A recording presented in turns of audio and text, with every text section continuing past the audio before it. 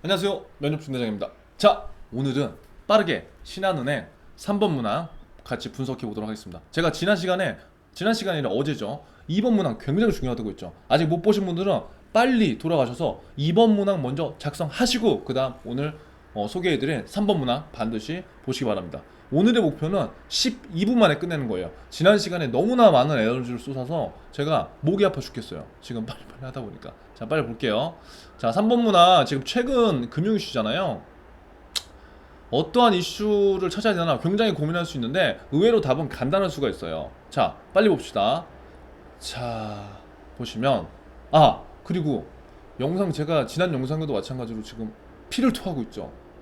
이런 노력과 도움이 되신다면 좋아요와 구독을 눌러주는 센스, 그리고 여러분들 공부한 흔적을 남겨주세요. 제가 질문 웬만하면 답을 드리거든요. 그래서 여러분들 조금 더 도움되고 소통되고 그렇게 함께하는 그런 채널이 좀 됐으면 좋겠습니다. 자, 봅시다.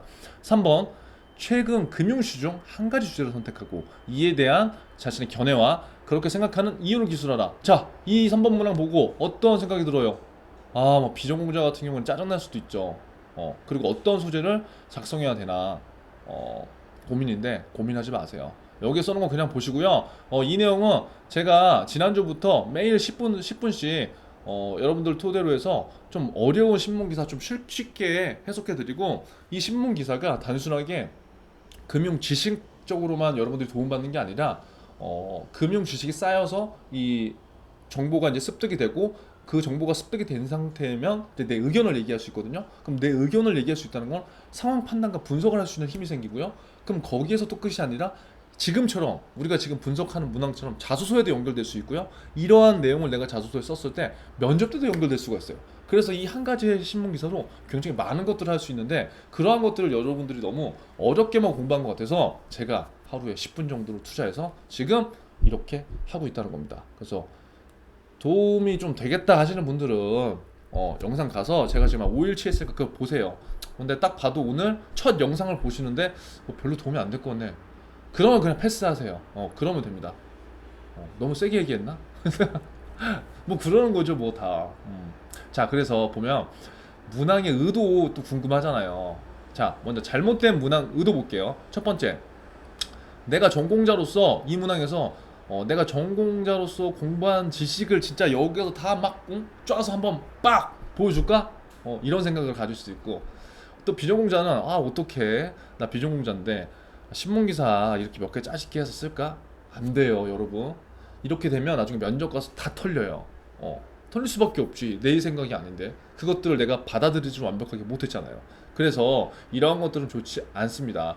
그리고 뭐 서론, 본론, 결론 딱 구성해서 내 지식을 짜서 넣는다, 물론 좋지만 이건 논술 시험이 아니에요. 정말 중요한 포인트는 뒤에 있어요.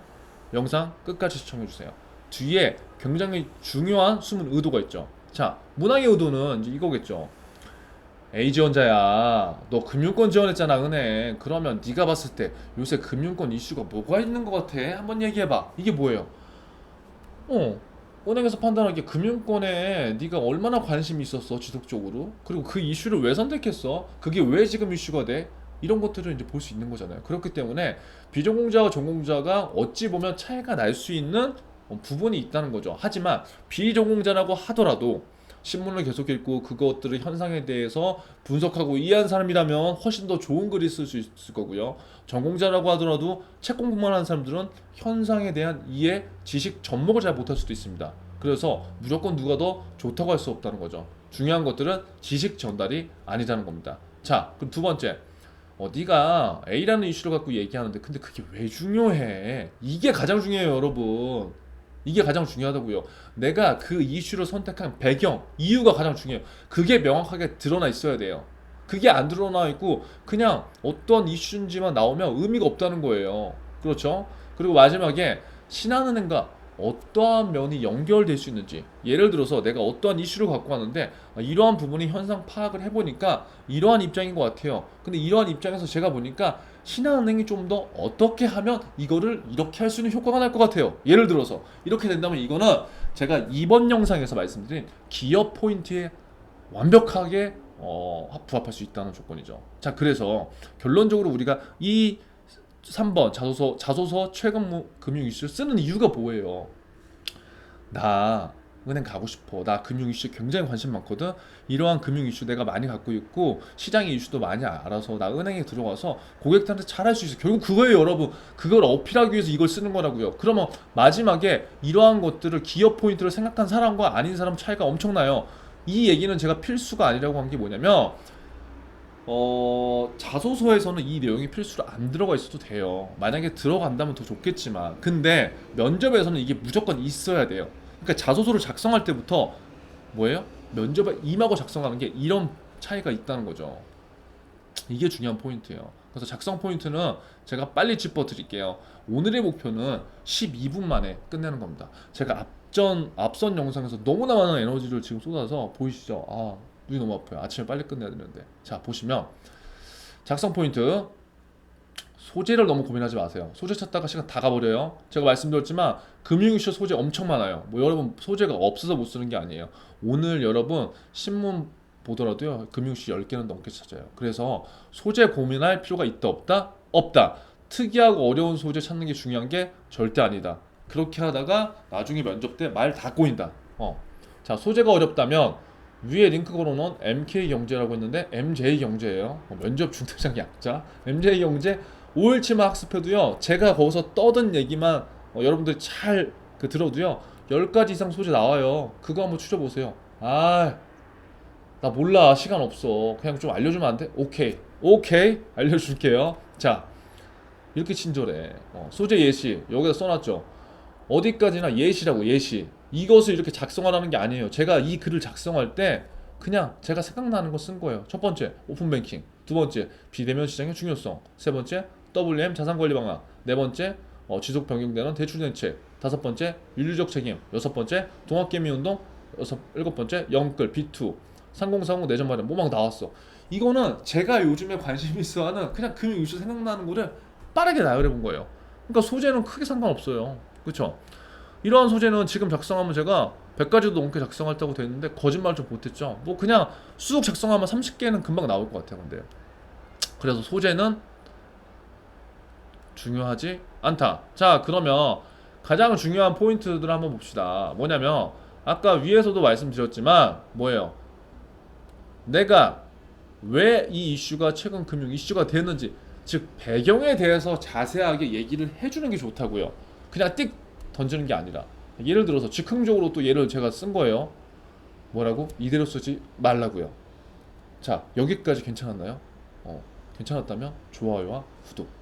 나 이거 자꾸 별로 하고 싶지 않은데 이거 계속 말하다 보니까 재밌네. 자, 이대로 쓰지 마세요. 쉽게 알려주려고 하는 거예요. 예를 들어서 제가 오픈뱅킹이라는 거 아까 이 위에서 본 거 같이 선택했어요. 그러면 나 나름대로 푸는 방식이에요. 여러분들한테 전달하는 방식. 자, 뭐냐? 작년부터 금융권에서 오픈뱅킹 실행됐다. 근데 비대면 시장으로 가야 되는 금융권에는 내가 봤을 때 필수적인 과제인 게 오픈뱅킹인 것 같다. 그래서 금융권 간에 상당한 경쟁이 있었던 거다. 이건 팩트죠. 근데 이 오픈뱅킹이 뭐가 좋나 한번 내 스스로 그리고 사람들한테 물어봐서 장단점을 예를 들어서 본 거예요. 그 장단점을 얘기할 때 은행 입장과 고객 입장, 이 두 가지를 한번 생각해 보는 게 좋다는 거예요. 지금 우리가 최근 금융 이슈를 쓸 때 한 가지 측면만 고려하거든요. 이게 은행 자소서니까. 이번에 제가 첨사 피드백 할 때도 삼성 것도 많이 봤는데 거기서도 마찬가지였어요. 예를 들어서 삼성생명, 삼성화재에 가야 되겠다고 생각한 친구들은 회사 입장에 대한 얘기만 썼어요. 근데 그런 것도 좋지만 우리는 양방향을 항상 봐야 돼요. 왜 양방향을 봐야 될까요? 우리는 예를 들어서 여러분이 은행원이 될 거기도 하지만 한편으로 보면은 은행원은 고객한테 뭔가 설득하고 제시하고 세일즈하고 그런 입장이잖아요. 근데 고객의 바라보는 시간 그리고 고객의 니즈를 파악하지 못하는 그러한 세일즈는 소용이 없다는 거예요. 그래서 한 가지 현상, 이슈에 대해서도 우리가 두 가지 입장을 반드시 살펴보는 게 좋아요. 내가 은행원이 될 거기 때문에 은행 입장을 본다. No. 고객 입장도 같이 이해를 해야 된다. 이러한 것들은 여러분 면접 때도 유용하게 쓰일 거고요. 토론 면접 때도 반드시 유용하게 쓰일 수 있어요. 왜? 내가 찬성, 반대, 그 다음에 어떠한 한 가지 도출 과제를 해야 될 때 내가 생각하는 반대 방향에 설 때도 있거든요. 그럴 때 이러한 사고가 여러분들을 굉장히 유용하게 해줄 거예요. 그리고 면접 때도 압박 면적이 들어가면 항상 반대의 그 유형들을 많이 물어보거든요. 그럴 때도 내가 좀 유연성 있게 얘기할 수 있는 힘을 기를 수 있다는 거죠. 그렇기 때문에 여기서 두 가지 입장을 고려하되 한 가지에 나의 조금 더 강한 생각을 좀 더 내 스스로만 알고 있으면 된다는 거예요. 고려는 그냥 해보라는 거예요. 그래서 내가 은행 고객 입장에서 고려를 해봤더니 이러한 장단점이 있었고 오픈뱅킹이 꼭 필요한 이유가 이거더라. 근데 올해 보니까 코로나19로 인해서 더욱 모바일 비대면 시장이 확산됐다. 그래서 굉장히 더 중요하고 현재 내가 봤을 때 신한은행의 현 이슈는 이런 거 같다. 예를 든다면 그래서 나중에 내가 행원으로서 그다음에 직원으로서 어떻게 해서 이러한 것들을 고객들한테 어떻게 전파하고 행원으로서 이러한 기술적 부분이나 이런 것들을 고객 입장에서 어떻게 편하게 쓸 수 있는지 어떻게 제안해서 신한은행이 어떻게든 기여하겠다. 예를 든다면 제가 그냥 막 지금 지어서 얘기해 본 거예요. 그러니까 이렇게 한 건 이해되죠. 그래서 제가 예를 들어 드리는 거는 다른 분들처럼 구조와 키워드 그런 것들을 저는 얘기하지 않아요. 항상 말씀드리지만 그 구조라는 거는 언제 어디서든 바뀌어야 되는 거고요. 그리고 모든 사람이 다 동일한 구조를 쓸 수가 없어요. 쓰면 더 이상한 거잖아요. 하지만 중요한 거는 이 나만의 히스토리, 나만의 연계성, 흐름, 글의 문맥은 나밖에 쓸 수 없는 거기 때문에 이게 더 중요하다는 거예요. 물론 그것도 중요하지만 그래서 구조나 그런 것들이 좀 부족하신 분들은 다른 분 거 보시고 제 것도 보세요. 저도 나중에 시간이 되면 제가 쓰는 구조 툴에 대해서 말씀드릴게요. 자, 그래서 중요한 건 뭐다? 여기 읽어보시고요. 제가 중요한 포인트는 빨리 다 말씀드렸어요. 그래서 오늘은 자 마지막 신한은행 3번 최근 금융슈 핵심 포인트 뭐라고 했어요?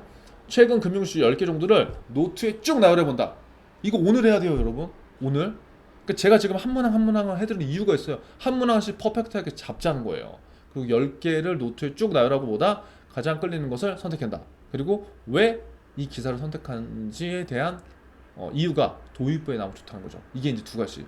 그러니까 뭐 내용을 쭉 써놓고 나는 그래서 이거에 대한 생각이 이렇다 보다 제일 먼저 문제 제기나 아니면 이 기사를 내가 왜 선택한 배경에 대해서 얘기를 하고 시작하는 게 좋다는 거죠. 아우 목이 너무 아프네요. 그래서 그 다음에 최근 금융 이슈에 대한 간략한 상황 설명. 이건 뭐냐면 지금 우리가 기사 금융 이슈에 그 얘기를 할 때 제가 아까 위에 오픈뱅킹 설명해놨잖아요. 그 누구나가 다 아는 얘기를 한 7, 8줄 쫙 상황 설명 자체를 막 길게 해놓는 친구들이 있어요. 이거 안 돼요. 이건 그냥 상황 팩트잖아요. 여기서 중요한 건 그 배경, 왜, 그리고 그거에 대한 나의 생각, 견해, 그리고 기여 이거거든요.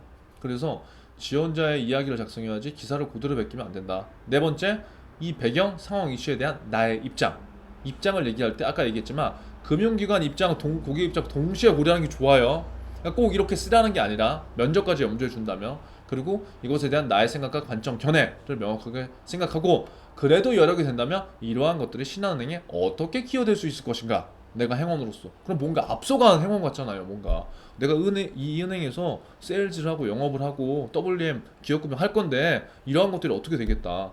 그리고 뭐 예를 들어서 WM이면 요즘에 뭐 쓸 소리 굉장히 많죠.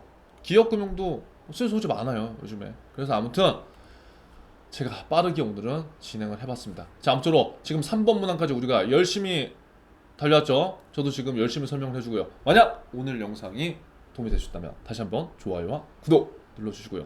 4번 마지막 우리 유종의 모를 거둬보자고요. 자, 다음 영상이 궁금하시면 반드시 알람 설정 해놓으시고요. 내일 또 보면 좋겠습니다.